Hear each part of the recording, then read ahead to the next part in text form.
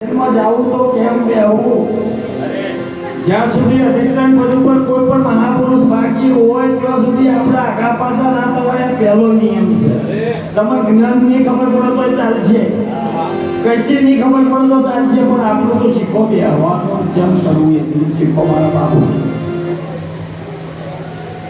થોડી કિલોમાં દેશ ભરી પરદેશ ભરી સંતોના ઘણા જોયા સગા, પણ જે સંતને જોઈને મારા જ્ઞાન થરાય ના ભરે દુકાળ.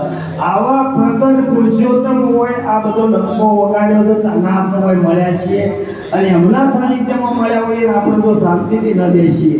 ઠીક છે, પણ મહાપુરુષો કઈ કાકા અત્યારે એવું છે, સંતોનો બધો રાફડો ફાટી ગયો તો ગુરુઓનો, એટલે બધાને ટાઈમ સમય લીધેલા હોય. અને આ ભજન તો કોઈ ટાઈમનું છે જ નહીં, આ તિથિ ભજન નથી, આ વચનનું પરમાત્માએ ઉભો કર્યું છે. માટે મહાપુરુષોને આપણે નથી કહી શકતા, પણ જે ભક્તો છે એમને તો ખરેખર ધ્યાન રાખવું. જ્ઞાનની વાતો સંતો બહુ કરી હતી, જો જુઓ તો જ્ઞાની પુરુષોની આજે કમી નહીં. બધાને ખબર છે કે આ જગત છે એ ખોટું છે, ભ્રમ સત્ય બધા જ કી છે. કોઈ ઓમ થઈ લઈ જાય છે, કોઈ ઓમ થઈ લઈ જાય છે, પણ બધા કોમની સીધો પરમાત્માની જ વાતે, બીજી કોઈ વાત જુદી કોઈના જોડે સહ નહીં. પંથ જુદા હોય, વાડા જુદા હોય, વ્યક્તિ જુદા હોય છે કે પણ ઈશ્વર એક છે, બધાને ખબર છે. કોઈ વાડાથી અજવાળો છે નહીં. પણ આ સમજ્યા પછી હમણાં મેં જોયું પાછું કોઈ કર્યો ઓળખતા હોય જેમ ગુરુમાં આજની ભાષાઓમાં બોલાય એની જેમ કહેવા આવતું હોય ને ગુરુ એવું એ કહેવાય એની જોઈ આપણે આ સભામાં જોયા છે. માટે કરીને જો તમે ખરેખર શંકર મહારાજ કહીને ત્યાં છે ઘનશ્યામ બ્રહ્મરૂપ ભાળો બ્રહ્માંડમાં બીજું કોઈ સત નહીં, જો હોય તો મારો પ્રભુ જ છે. પશુ પંખી જો જોઉં તો કણ કણમાં મારો રામ સમાયો છે, તો તમે અને હજી બીજું ભાળો તો સમજ્યા પછી. હમણાં હું એમપીના પ્રવાસમાં હતો, મહારાજ દેવકીનંદ ઠાકોર અંગાથી નચોબાનો મારા ગામમાં એક ફોન આવ્યો કે મહારાજ એક નાનો એવો પ્રસંગ લાગ્યો છે, તમે હાજરી આપજો.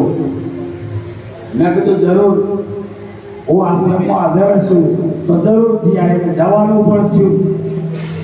તો ત્યાં કેવું એટલે કે અહીંયા અધિકાર આપવાનો છે અને બાપુ તમારા સાનિધ્યમાં આપવાનો છે.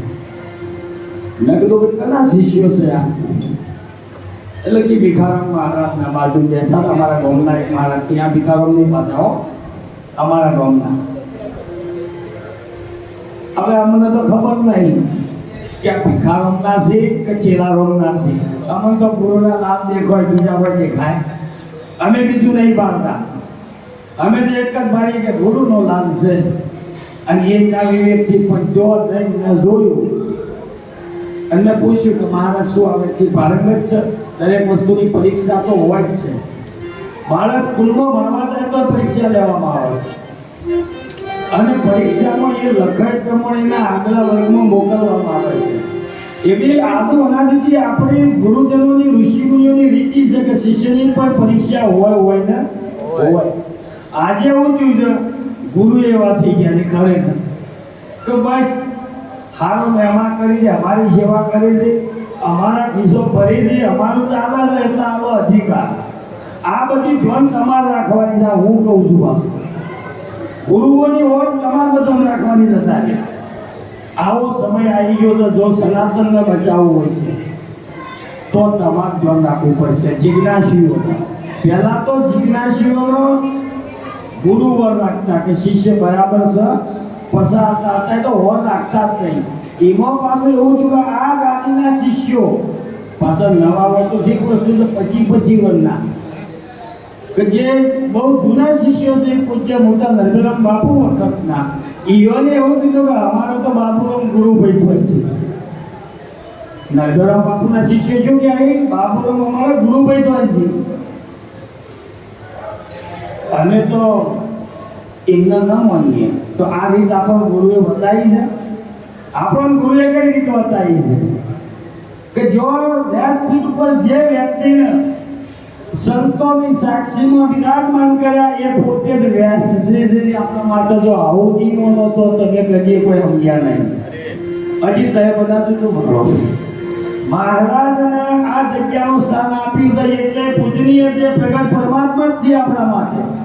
આપણે બીજું કોઈ હાલ આ બધા બોલ્યા કેટલી સરસ મજાની વાત કરી, એકદમ સરળ ભાષામાં. હાવ પણ અંગુડા સાહેબને બધા છે લવાર હોય તમને ખબર પડી જાય એવું ગાયદાસ મહારાજે વાત કરી. જો તમને જડતું હોય કે હટતું હોય પણ એ બધું આપણું હોય બી આવી ગયું. હમણાં બહાર જઈને વર્તનમાં રાખવાનું આવશે તો આપણું નહીં બેઠું. એટલા માટે વર્તનવાળા પુરુષોનો હોકો અને જોણો એ તમારી બધો ફરજ છે. તમે શું કરો તો ધોન નહીં રાખતા, સારું ટોળું મારો તો દેવગીરી બાપુના પાછળ ટોળું ફરે છે, હારા ઘોઘરા પર ત્યાંથી રાખો જબરા હજી રાખો દોડ્યા અને પછી તો અમને નહીં ખબર પડી. માટે કરી સંતોને જાણો, આવા મહાપુરુષો વારંવાર નથી આ દુનિયાની અંદર આપણને મળતા. આપણે બહુ ભાગ્યશાળી છીએ, આપણે બહુ ભાગ્યશાળી છીએ કે આવા મહાપુરુષોના સમયમાં આપણને પરમાત્માએ જન્મ આપ્યો છે. એટલો આપણને કુદરતનો આભાર માનીએ એટલું ઓછું આપણા માટે કરીને વિશેષ કંઈ નહીં કહું, પણ મા ભગવતી આપણો દિલામાં જે માં જ હતો તો અહીંયા બાપુ તો એમની મોજમાં હોય પણ આપણે શું જોવા ને ઓર મહારાજ એ માનો પ્રશંસા આજે. મારે પણ ઘણી વાર એવું બધું છે ઓછી તો આવવાનું થાય એટલે બાને ખબર કે બાકી પૂરી ખાતા નહીં, તળેલું ખાતા નથી, એમને દવા ચાલે તો બાપ પોતે રોટલી કરીને ખવડાવતા હતા. આજ સુધી જે ભજનના બાનું હતું આપણને બધાને બા સાચવતી હતી. માટે કરી અને જો પાત્રીના ત્રણ દીકરાઓ મહાન છે.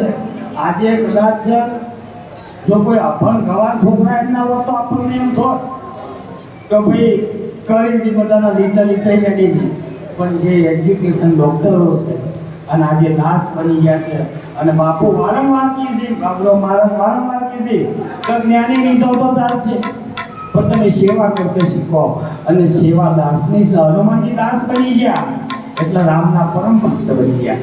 માટે કરી જો આપણે સદગુરુના દરબારમાં જવું હોય તો પેલા દાસત્વ સ્વીકારવું પડશે. આપણે કોઈ બનવાનું હોય સંતની બાપુએ ના કીધું કે આમાં કોઈ બનવાનું આવતું અને જેટલા બનવા ગયા ને તો બધા જતા રહે.